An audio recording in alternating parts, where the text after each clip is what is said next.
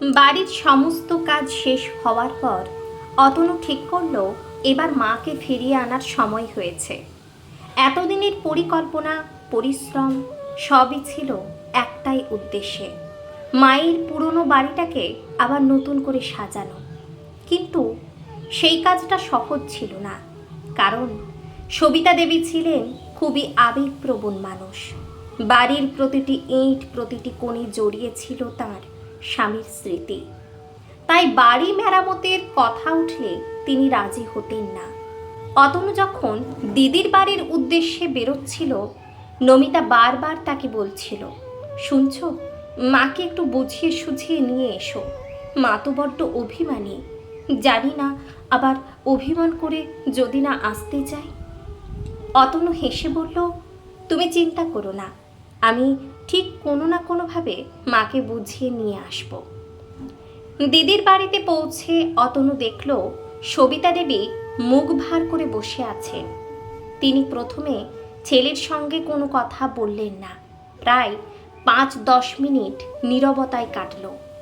কিন্তু এতদিন পর ছেলেকে সামনে দেখে তার মন গলতে বেশি সময় লাগলো না।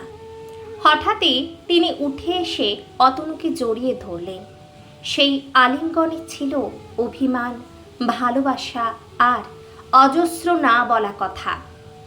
অতনু মায়ের হাত ধরে বলল, মা, রাগ করো না, আমি বাধ্য হয়েই এই কাজটা করেছি। তোমাকে তো কোনোভাবেই বাড়ি রিপেয়ার করার জন্য রাজি করাতে পারছিলাম না, তাই আমি আর নমিতা মিলে একটা ছোট্ট নাটক করতে বাধ্য হয়েছিলাম। আর আমি জানতাম তুমি আমাদের উপর রাগ করে দিদির বাড়িতেই আসবে, কিন্তু বিশ্বাস করো, তোমার কিছুই বদলায়নি। তোমার ঘর যেমন ছিল তেমনই আছে, শুধু একটু সাজিয়ে গুছিয়ে দিয়েছি। তুমি চলো মা, সব কিছু তোমার জন্যই তো করেছি। ছেলের মুখে এমন আন্তরিক কথা শুনে সবিতা দেবীর মন নরম হয়ে গেল। এতদিনের অভিমান, রাগ সব যেন মুহূর্তেই গলে গেল। তিনি আর না বলতে পারলেন না। অবশেষে তিনি রাজি হলেন ছেলের বাড়িতে ফিরে যেতে। অতনু মাকে গাড়িতে করে নিয়ে এলো বাড়ির সামনে। বাড়ির দরজায় পৌঁছতেই এক অপূর্ব দৃশ্য। নমিতা বরণডালা সাজিয়ে দাঁড়িয়ে আছে, মুখে মিষ্টি হাসি। নমিতা এগিয়ে এসে বলল, মা, আজ আপনার এই বাড়িতে নতুন করে গৃহপ্রবেশ। আসুন মা, আপনাকে আপনার ঘরে নিয়ে যাই।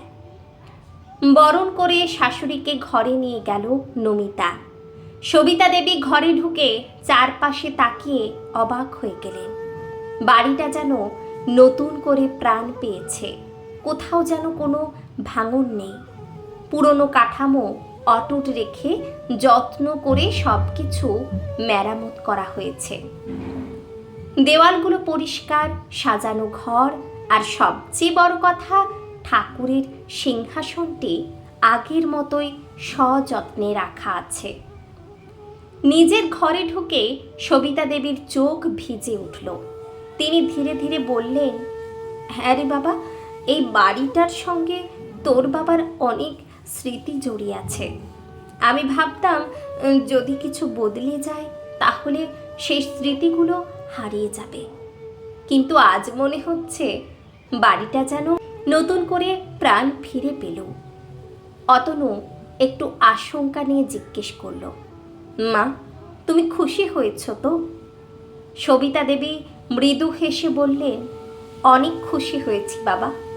যদি এই সুন্দর জিনিসটার জন্য দুদিন আমার মনে কষ্ট হয়েও থাকে, আজ সেই কষ্টের কোনো মূল্যই নেই। এই আনন্দের কাছে সব কিছুই যেন ছোট মনে হচ্ছে। কিছুক্ষণ চুপ থেকে তিনি আবার বললেন, সেদিন রাগের মাথায় তোকে আর বৌমাকে অনেক কড়া কড়া কথা বলে ফেলেছিলাম, তোরা কিছু মনে করিস না বাবা। নমিতা সঙ্গে সঙ্গে এগিয়ে এসে মায়ের হাত ধরে বলল, না মা, মা যদি বকেও সন্তান কি সেটা মনে রাখে? আপনি তো আমাদেরই মা। সেই মুহূর্তে বাড়িটা ভরে উঠল এক অদ্ভুত উষ্ণতায়। অভিমান গলে গিয়ে জায়গা করে নিল ভালোবাসা, আর পুরনো স্মৃতির সঙ্গে মিশে গেল নতুন করে শুরু করার আনন্দ। এইভাবেই একটি বাড়ি শুধু ইট পাথরের নয়, হয়ে উঠল সম্পর্ক আর অনুভূতির এক সুন্দর আশ্রয়।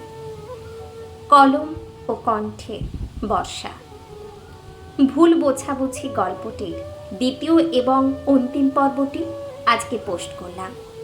কেমন লাগলো আপনাদের অবশ্যই কমেন্টে জানাবেন। ভালো লাগলে শেয়ার করতে পারেন। রাধে রাধে।